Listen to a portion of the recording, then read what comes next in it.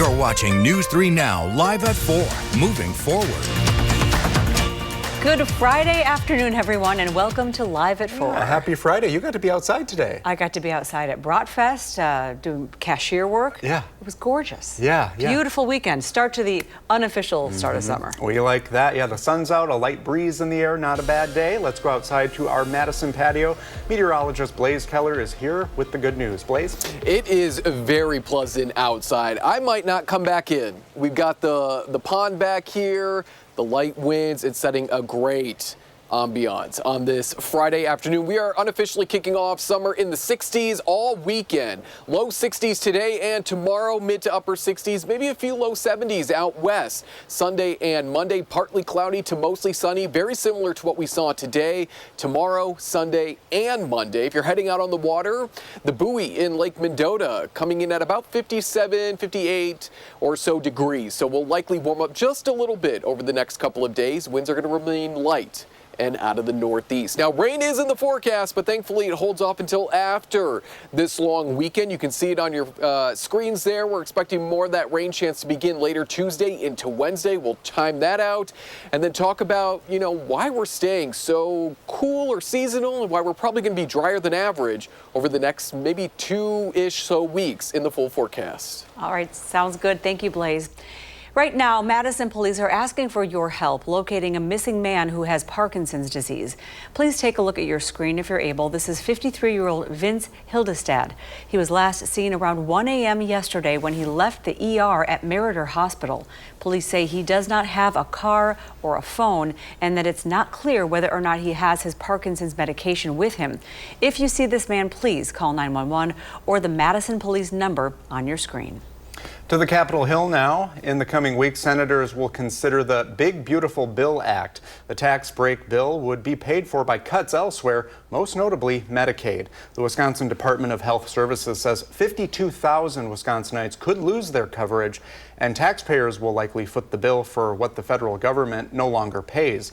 Annually, that could cost up to $65 million. And among the Wisconsin delegation to Washington, all of the reps voted along party lines. Political reporter Will Keneally spoke to 2 Wisconsin congressmen and joins us with more. Will? Well, this big, beautiful bill is a product of weeks of negotiation in Congress, extending some tax cuts while placing those restrictions on certain federal benefits.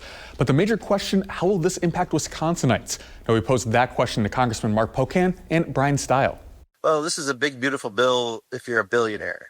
For everyone else, we're all going to pay for it in different ways. Some people, 14 million people, are going to lose their health insurance across the country. 11 million people will lose food assistance. So a lot of the fear-mongering of those that are saying that this will injure people, I think are missing the point. What we're doing is strengthening the program for those that truly need it, and making sure that we're testing the program so that those individuals that the program's not designed for, that we lift them up off the need of the program and into a good or better paying job. Now, this is part of a longer conversation with the 2 congressmen, and you can hear more from them this Sunday at 10:30 on For the Record. Thank you, Will. Trees and oil may have a lot more in common than you might think. And as it turns out, more than a biochemist at UW-Madison thought as well. This is true. Our Ellie LaLiberte introduces us to the scientist who discovered a sustainable way to get an in-demand chemical compound. When you think about products that come from trees, you probably think wood and paper. But what about a chemical compound that's used in medicine? Well, that's exactly what Brian Fox found. Fox is a biochemistry professor at UW-Madison. His job consists of altering the genetic makeup of plants. Lately, he's been engineering poplar trees. But to his surprise, he discovered parahydroxybenzoate. It's a chemical compound used as a preservative and an ingredient in synthetic fibers. And it's in high demand. Normally, it's pulled from oil, but Fox says this is a renewable way to get it. You don't need to have an oil well. You don't need to pump up oil. You do have to grow a plant. And trees take a little while to grow. You have to harvest the plant, but this is all part of creating a bioeconomy based on plant materials. And tonight at 5, I'll show you what role decades of federal funding have played in this discovery. Reporting in Madison, Ellie LaLiberte, News 3 Now. Thank you, Ellie. Memorial Day weekend is often seen as the start of summer in America, when millions use the long weekend to travel for vacation. But the true meaning of the holiday isn't lost on the families of those who died in combat. In 1970, 21-year-old Dennis Stoppelworth was serving in Vietnam when an aircraft accident killed him. Today, the Madison-born soldier was inducted into the Hall of Heroes. When he died, Dennis left behind his younger brother, Rick, who spoke about the grim reality of his brother's experience at today's induction ceremony. In a letter written in May of 1970, he implored my parents to not be angry with the protesters against Nixon and the Vietnam War. He wrote, "When I get home, I'll be right there beside them." And on the back of that envelope of that letter, he also wrote, "I am a liver of life. I am a lover of humanity. And today, the Army made me a killer of men." The Hall of Heroes is located at the William S. Middleton Memorial Veterans Hospital in Madison. If Dennis had survived the war, that's where he would have been eligible for care. And of course, we are thinking about all of those families on this Memorial Day weekend. Absolutely. And speaking of, coming up later on Live at 4, our Susan Simon talks with the wife of a fallen soldier. Why she says this year's National Memorial Day concert is so important to her.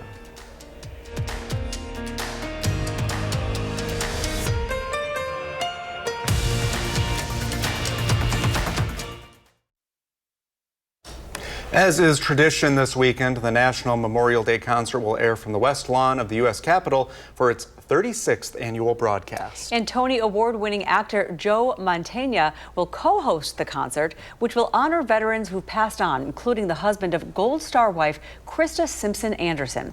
Ahead of the concert, our Susan Simon spoke with both of them.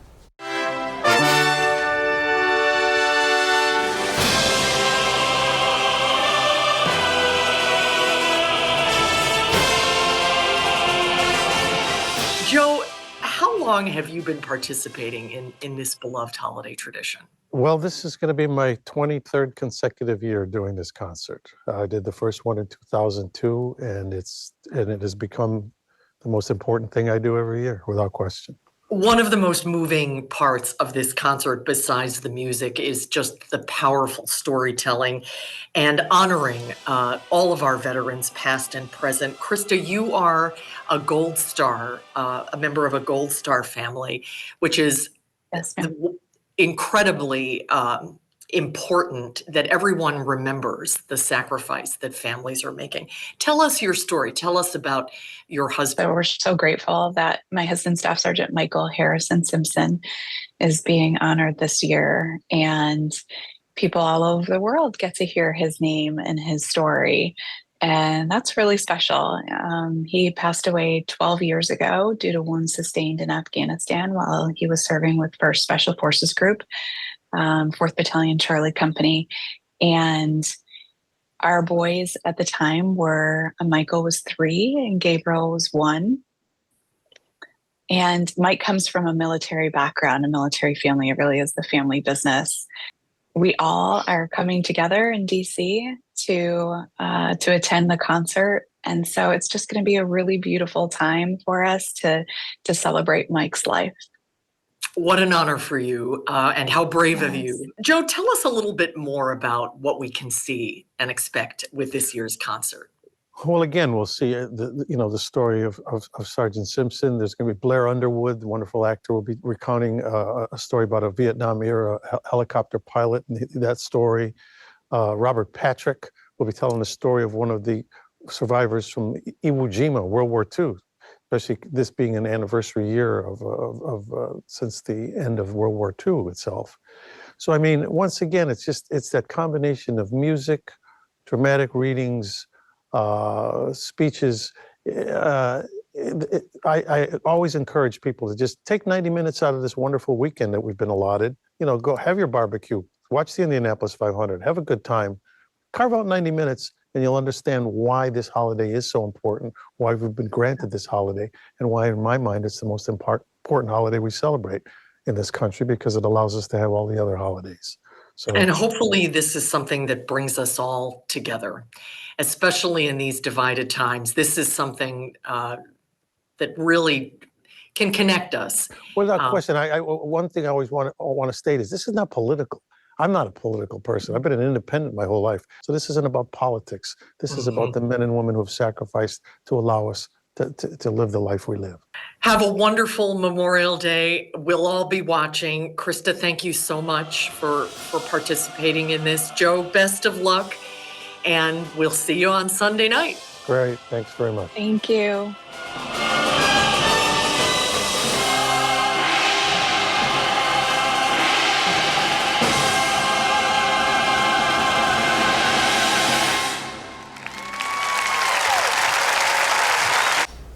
The National Memorial Day concert airs live this Sunday from 7 to 8:30 p.m. on PBS. It's also streaming on YouTube and PBS's website. Those are at the links on your screen. And as you heard, Memorial Day weekend is here. Let's get a look at your first warn forecast with meteorologist Blaze Keller. And it is going to be a chilly start to the unofficial start of summer. Upper 30s to low 40s this evening yet again. Patchy frost could be possible underneath partly cloudy to mostly clear conditions. Juneau, Adams, and Monroe counties, to name a few, you're underneath a frost advisory until 9 a.m. on Saturday. But folks, you may want to bring in the plants if you can, or at the very least cover them up, because some of us could be dealing with some of that patchy frost as we go overnight into Saturday. The weekend, tomorrow, Sunday, Memorial Day, partly to mostly sunny and mild. Rain does look to return as we get further into Tuesday, so let's jump future track ahead to Tuesday, because it's going to be otherwise a kind of boring, and I hate to say that word in terms of weather, but a boring but pleasant weekend. A low pressure system is going to ride the edge of the high that's going to keep us quiet this weekend. So rain will start to move in overnight Tuesday, become scattered as we go into Wednesday, maybe a thunderstorm or two. Not expecting any severe weather out of this chance for rain. And then that starts to wrap up as we go into Thursday with a few lingering showers there, mainly across southwestern Wisconsin, Thursday into Friday. Temperatures over the next 7 to 10 days, cooler than average to seasonal. Not terribly cold, but about a degree to at most 10 degrees cooler than where we should be for this time of year. The reason is because of a series of strong low pressure systems that are going to be off the Pacific Northwest and this stubborn high pressure system that's parked overhead. It's essentially creating a stream of warmer air that's going to be moving into parts of Canada. So we have to take their cooler air. We also have to take the drier air as well. While that Pacific moist air will go into parts of Alaska and Canada, this high pressure system is going to keep all those systems either to our north or to our south. So over the next 6, 10, even 14 days, except for that chance for rain next week, we're looking to be not only cooler than average or seasonal, but drier than average as well. So at least over the next, I would say 14 or so days, we're not eyeing any big weather makers, no severe weather makers on the horizon, which is some great news. Again, we're still coming off the heels of those tornadoes on May 15th. So we can handle boring. We can take just that little bit of rain there Tuesday into Wednesday. I will take quiet conditions this weekend. Bratfest, we got Memorial Day, obviously. We got farmers markets. People just want to get outside. And then those 70s do return as we go Thursday through that following weekend. Sounds good. Thank you, Blaze. At the state capitol, the budget season is in full swing. It sure is. Republican legislative leaders and Governor Tony Evers met twice yesterday to talk about how to spend your tax dollars. Joining us now to talk about what all of those talks and where they stand is our political editor, contributor, Brandon Schultz. Easy peasy, right? Easy peasy. This is not a big, we'll just get this done like that. You've been walking us through this for a while now, so what have you got? Well, we did. We started out with here's how the budget works, but then we kind of took a 2-week break. Not we, but they took a 2-week break because they really couldn't agree to much of anything. So what we've seen yesterday, what you just said, is that Republican leadership, both Speaker Voss and Majority LeMahieu, met with the governor. There was a second meeting where the co-chairs, the Republican co-chairs, met with the governor. They talked about issues. They tried to find some common ground, which is good because they've got to start moving. Some of the things they talked about, Republicans want a tax cut. They want to do it outside the budget. The governor says, I want it in the budget and target it here. Governor says, I need education fully funded. So they've kind of put some issues on the table to kind of discuss it. As they say fondly in the legislature, if you're not at the table discussing this, you're on the menu. And you don't want to be in the menu because then you'll get et. So the good news is The Republican leaders and the governor have met, and they've tried to work things out. Now, there's some things coming down the road that they've got to figure out. We're going to talk about a couple things in the budget. One is this week the transportation leaders, both legislators and others, met to talk about what they could do with the state budget. Remember, the transportation budget is the 5th largest budget we have in the state. It's $8.5 billion. What people probably don't realize that most of it's funded by their tax dollars.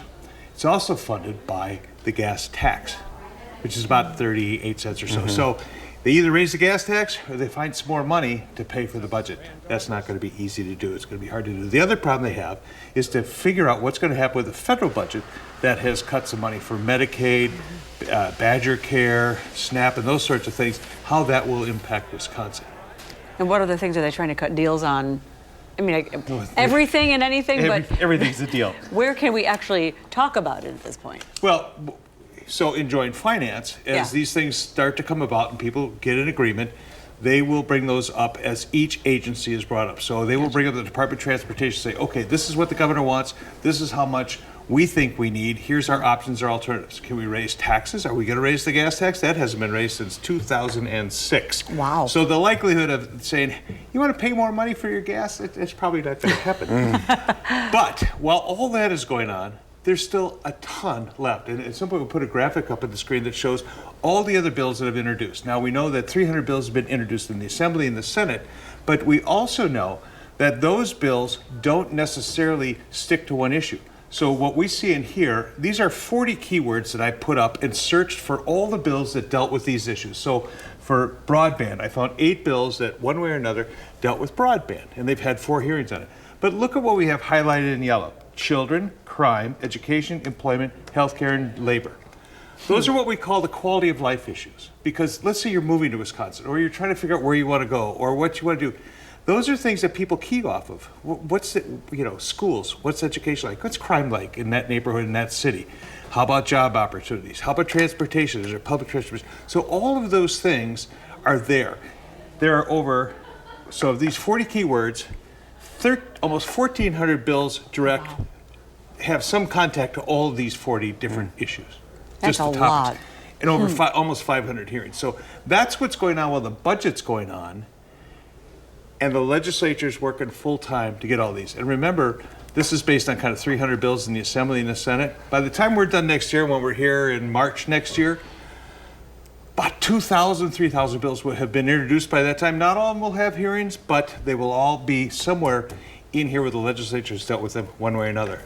Final note, if listeners have an issue with the budget, they need to call their legislator and tell them, I'm for it, I'm against it, I have a question, I have a problem. Because if they don't, people in the legislature won't know what they're thinking. Very smart advice. As usual, thanks for being on with us. Great to be here. Wish we had more time always. Thank you, Brandon.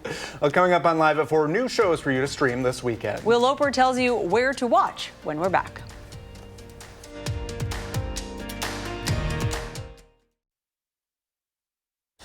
Whether you're searching for immortality, a good meal, or perhaps a little spiritual healing from Nicole Kidman, why not? There's a show for you. I'll take it. Will Loper has a look at what's new to streaming this weekend on the Loper Report.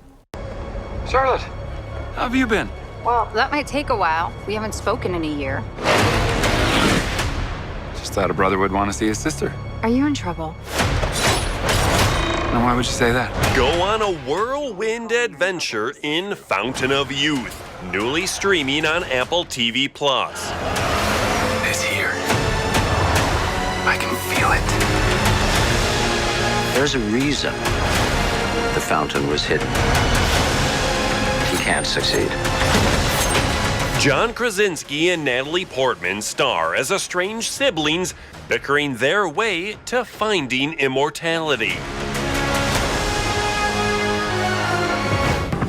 To be honest with you, when your invitation came, I nearly threw it out.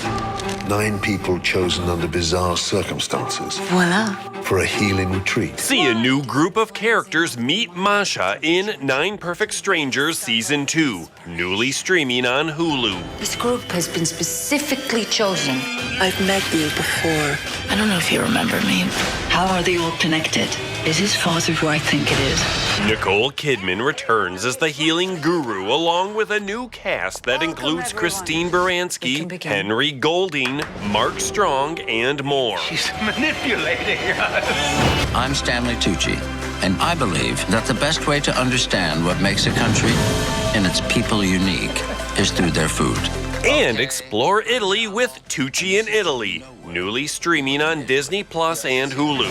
Where even the shape of your pasta and the sauce you serve it with, I love that, differentiates the character and history of each region sharply from the next. Actor Stanley Tucci explores Italy's cuisine, culture, and history across 5 episodes. Wow. Now I'm more hungry. For Live at 4, I'm Will Loper. What are you going to watch? I don't know. The Italy. Yeah. Just made me want to go to Italy. Isn't that nice? It makes me hungry, too. Me too. I was going to say the same thing. Well, coming up on Live at 4, Tenacious Shaw is out live at Bratfest. Plus, saying goodbye to a local artist's mural. Why it has to come down.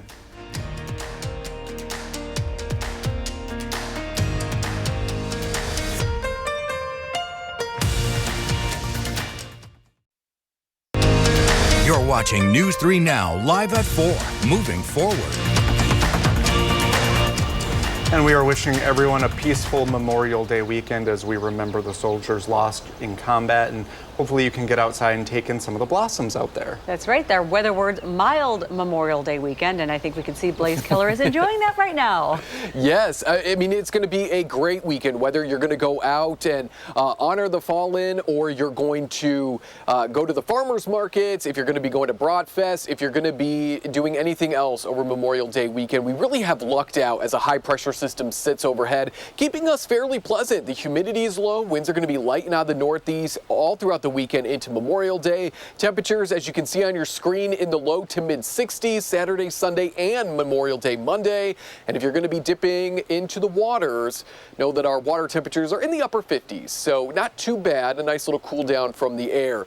If you're going to be heading out this evening, 60s for the next few hours, and then we'll be heading into the 50s overnight, keeping with the partly cloudy to mostly clear conditions. It's going to be another chilly night. You could open up the windows, let in some fresh air as temperatures dip into the upper 30s to low 40s. What lies ahead for these final few days of May? We will take a look in the full forecast. All right, thank you, Blaze. Well, next Tuesday, nurses at Meritor will go on strike. That's despite the latest proposal hospital management made to the union yesterday. A statement from the Meritor RN Bargaining Committee on the offer reads in part, management's recent proposal makes no progress on security or staffing. Their proposal made minimal movement on across-the-board wage increases as they have in previous proposals. Meritor management has failed once again to listen to the nurses. Meritor says it's received no counter-proposal from the union. And due to potential picketing, Meritor management wants patients to factor in additional time for parking and entering the hospital. Meritor will continue to offer valet services and parking on private property. However, all patients should try to enter the hospital through the main entrance or the second floor parking ramp. Although delays getting into the hospital are expected, Meritor also wants patients to know the strike will not impact the quality of care. They have laws to follow. We have rules, regulations, laws to follow also. So we will be sure that there is safe egress for anyone coming into our hospital. But once you get into the hospital, you will see the same exceptional care, service, greeting that you would find on any day. Management and the union are set to meet again on Thursday, May 29th. Later on News 3 Now, we'll hear from RNs who rallied with the Lieutenant Governor in support of the union. You can receive any breaking updates on the looming strike directly to your phone with the free Channel 3000 mobile app.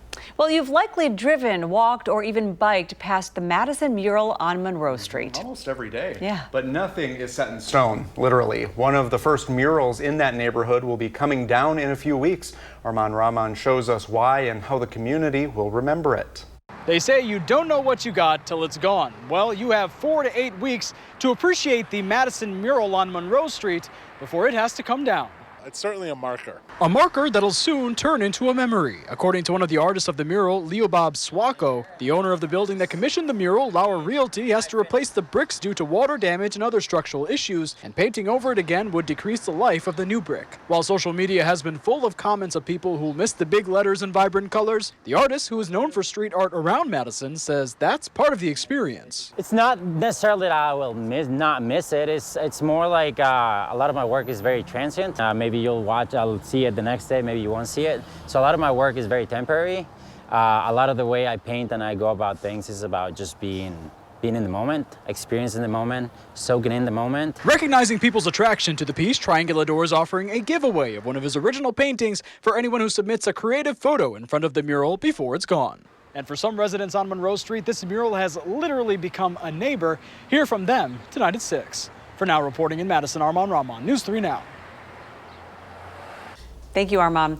For now, the Trump administration cannot stop Harvard University from enrolling international students. A federal judge has temporarily blocked the ban after the university filed a lawsuit.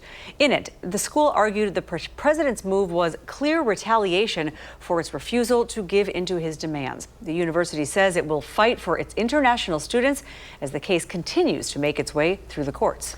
Meanwhile, the president is threatening a 50% tax on all imports from the European Union, upset with the lack of progress in trade talks. The president also threatened a 25% tariff on smartphones unless those products are made in America.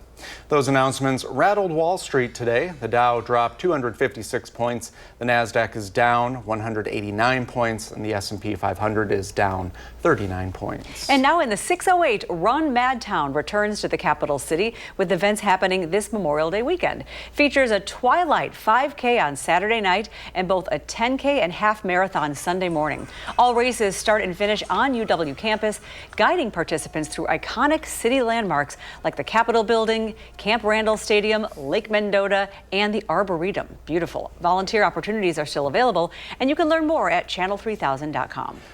And our Feel Good Friday story this week is Bratfest, of All right, course. It's been a beautiful day for it. The annual festival kicks off today, and our Tanisha Shaw is there showing us what's new. Hi, Tanisha. Hi, Sarah and Brady. I don't mean to brag, but I keep getting these really cool assignments. Right now, I'm here outside at the Alliant Energy Center at Bratfest. Yes, I said Bratfest, the biggest brat festival in the world. Like, that is so cool. It's right here in Madison, and I'm here with the brat man. I'm here with royalty. This is Wisconsin royalty right here. Tim Metcalf, you're the reason for all of this. So first of all, I know everybody at home wants to know. It's about 4:36 right now. How many brats did you guys sell?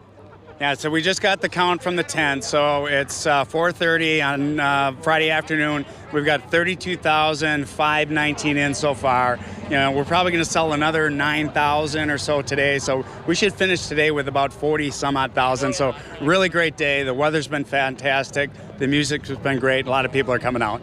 And the really cool part about that is this is just day one, and like we were just talking before we got on air a few minutes ago, people are like, some people are still at work. So this is not even your weekend crowd, and you sold that many. It's amazing. Another thing that I find really amazing is this is a free event. What prioritizes you to make this event free with this big draw?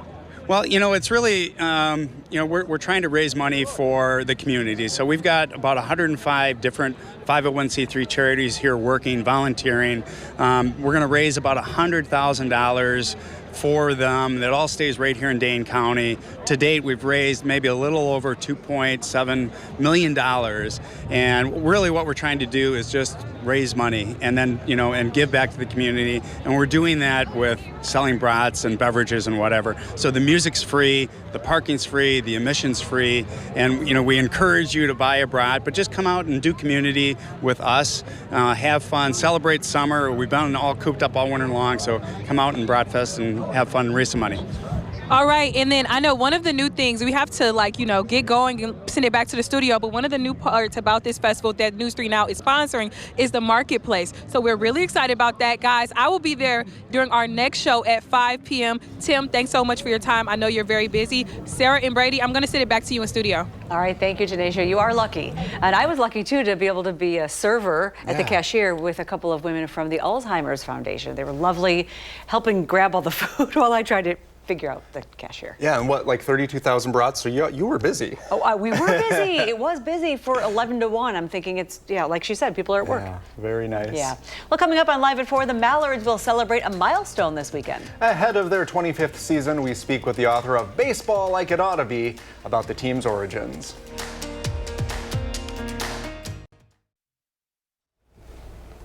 Well, I think you know that spot. It's a live look at Warner Park. And that's where the Mallards will begin their 25th season this weekend. Wow. I know. The home opener is at 4:05 on Monday versus Fond du Lac. It's going to be a good game, I think. Well, this milestone comes after years of hard work and a little uncertainty about whether the team could survive in a city that never had a successful pro or collegiate baseball team. So how did they do it? We have a local author, Tom Alicia, sharing the story in his new book, Baseball Like It Ought to Be. Tom, thank you so much for doing this. And my biggest question is, what inspired you to write a book about this? You know, year after year after year, they are drawing spectacular numbers. Yeah. And they're not just drawing spectacular numbers in a regional way, on a national way. There have been 4.3 million fans that have seen the Mallards play in its first 24 years. Wow. So, and that's way ahead of any summer collegiate team. So I kept thinking, how, why, how did they do it? And they do it with fresh promotions each year and some magnificent management and ownership. Yeah, and some cool merch too. I like your hat. Absolutely. I chose an old school Mallards cap today. A little loud, but that it fits with the Mallards image, I think. We love loud here. Yeah. Yes. We do, exactly. We'll take it. Well, who did you talk to while you were writing this book? You know, there are two people in particular, and the main person is the person who bought the team in 2001, and that is Steve Schmidt. Steve Schmidt is best known as the owner of the Shoebox store in Black Earth. He brought in a work ethic and a desire to have a successful team on the north side. Lots of people, previous teams wanted to move out of that Warner Park area. They didn't think the ballpark was good enough, and it wasn't at the start. But profits were made, and Steve, as owner, decided, I'm going to put them right back into the team, into the staff, and into promotions. And it worked. And other than that, what are some of the other standout moments? Because I've seen it grow too over the course of decades, and it's pretty remarkable. Yeah, and you know, one of the things, I mean, even just last season, they built, there's a new video board in left field. The video board is bigger than a billboard. It's something that you would imagine you would see in a high-level minor league team. It is just amazing for something like that at this level. It is pretty cool. And they do some spectacular things, and they have done that over the years. And one of them was, in one of their early years, their third or fourth season, they had a bobblehead night. Their bobbleheads came from Los Angeles. They were stuck in a truck that broke down in North Platte, Nebraska. So the Mallards thought, oh, well, this night's not going to work, and they brainstormed, and they thought, can we get a private plane? Oh, really? To fly it.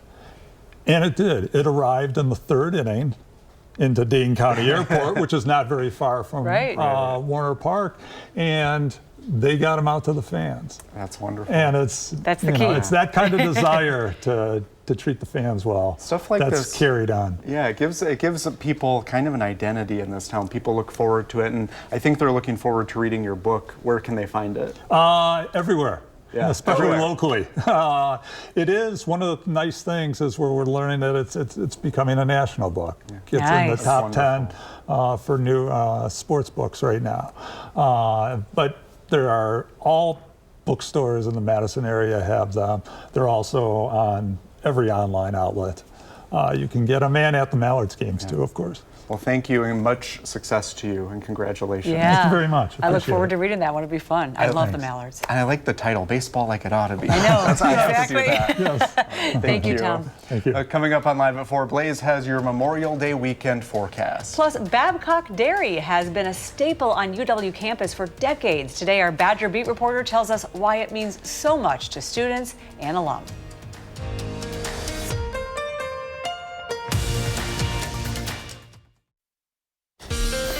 A pleasant Memorial Day weekend ahead for central and southern Wisconsin. We've got obviously Memorial Day, we've got Bratfest, we've got a lot of activities this weekend, and we're going to be sitting underneath partly sunny to mostly sunny conditions, much like what we saw today. We're just going to copy and paste it into Saturday, Sunday, maybe a little bit more cloud cover towards the end of Memorial Day on Monday. But generally speaking, it is going to be a very pleasant holiday weekend. Light winds are going to be out of the northeast as a high pressure system moves in out of Canada. This is going to keep us quiet as we go throughout really your holiday weekend and beyond that. It will allow some rain to move in starting Tuesday, but until then, we're just going to sit, as you're seeing here on Feature Track, underneath partly sunny to mostly sunny conditions. Winds are going to be light and out of the northeast. We're getting at least one of the characteristics out of a high pressure system, which is the light winds. Sometimes we see more sunshine, we get sometimes both, but we'll take the light winds and the partly sunny conditions as this high pressure system sits overhead. Starting later Monday, but more or less Tuesday night into Wednesday is when our next chance for rain moves on it. This is going to be a little low that scoots along the edge of that high pressure system, bringing us that chance for rain beginning later Tuesday night, overnight Tuesday into Wednesday, becoming more scattered. A thunderstorm or two can't be ruled out. Not expecting any severe weather with this. We don't have all the mechanics, all the necessary ingredients in the atmosphere for severe weather. But that rain and isolated thunderstorm chance will last through at least Wednesday night, possibly with some lingering showers lingering into Thursday as well. In terms of rainfall with this next round, about 1/4 to 1/2 inch of rain for most. Isolated spots here and there could pick up closer to 3/4 of an inch to an inch of rain. We really do need it where Future Track is painting it, these higher amounts along the state line. That's where we do find our moderate drought conditions persisting across Wisconsin. The UV index is going to be high this weekend, so if you're going to be out and about, even with those passing clouds, make sure you are applying the sunscreen. And allergy sufferers, I am sorry. Those tree allergies, because we've got no rain to wash out the atmosphere, the tree allergies are going to be high. Once again, that pollen is on the higher end, but I can't really do much about that until we get some rain, unfortunately. 60s and maybe a few 70s for Saturday. We're getting closer to where we should be for this time of year, but we just can't get there until about Thursday of next week. There's those rain chances arriving after our holiday weekend. Patchy frost possible once again tomorrow morning. 70s Thursday all the way through the following weekend.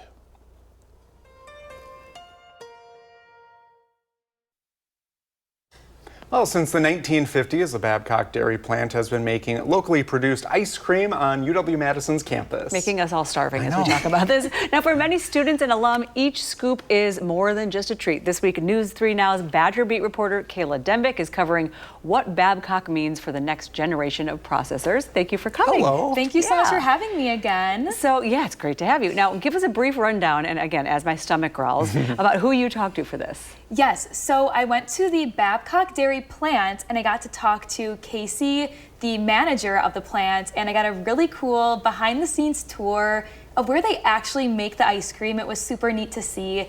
And then I went to Memorial Union and talked to Jeff, one of the workers at the Daily Scoop, which is the ice cream shop there that sells the Babcock ice cream. Yeah. With all the lines, always. If I remember. They're busy there. Yes. Yeah. That's cool to get a behind the scenes look at that. So what did you find out while you were there? So something that both Casey and Jeff really emphasized was how unique this is to UW-Madison and how students and alumni and community members really appreciate how local this is and how personal it is to the campus. I mean, there's flavors named after sports teams, flavors named after chancellors, and everybody, really does appreciate how it is produced right here on campus, and it keeps them coming back. And people love that story, the fact that that's the case. I'm an alum and I bring people from out of town and say, guess what we have? Yeah. Lots of things at that union, but man, that ice cream. You can't beat it, yeah. Where can people go to watch your story? Instagram and TikTok, Badger_Beat is the username. All right, look for that, and let's go get some ice cream after this. I think so. Okay. We'll join you. All right. Thank you, Kayla, so much. Thank you, guys. We'll be right back. On the next Live at 4, Will Loper reviews Lilo and Stitch and also the new Mission Impossible movie. And later on News 3 Now at 5, more Bratfest coverage. Our Tanisha Shaw reports live from the annual event. A beautiful day out there. Thank you for joining us on Live at 4. We won't have a show on Monday, so we hope to see you back with us on Tuesday. And of course, you can always find us streaming 24/7 on Channel 3000+. News 3 Now at 5 starts right now.